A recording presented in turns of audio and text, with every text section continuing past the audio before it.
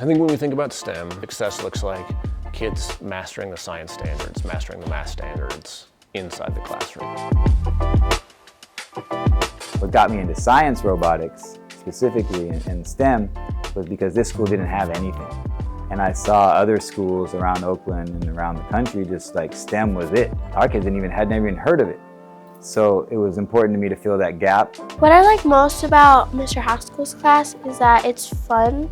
We do a lot of things in his class, like Lego robotics. I think it's important for kids to learn how to build robots because in the future they're going to have to build something.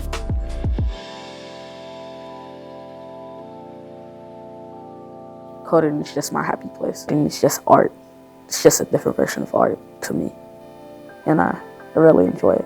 Ms. Chatwani really helped me with this really understanding coding, learning how to really do it on your own. It's important for kids my age to get into computer science because it actually shows you on not to give up and to focus on something. When I first joined this class, I didn't know what to do. What was codes, I didn't know what sprites was, but at the end, I figured out more about sprites. I'm lucky to get a lot of support from the district in the curriculum that we have for students.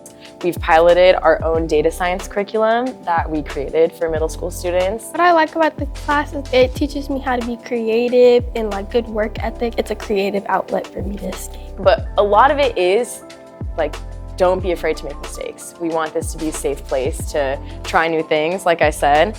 And I talk about being in flow state, where if it's too hard, then you're frustrated, and if it's too easy, you're bored, and we want you in flow. We want you locked in. We want you to forget what time it is and just be so engaged in what you're doing that you're also having fun at the same time.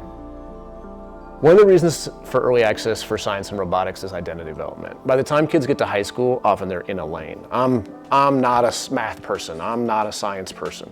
But in elementary school, middle school, that's when you're kind of forming who you are and who you think you are.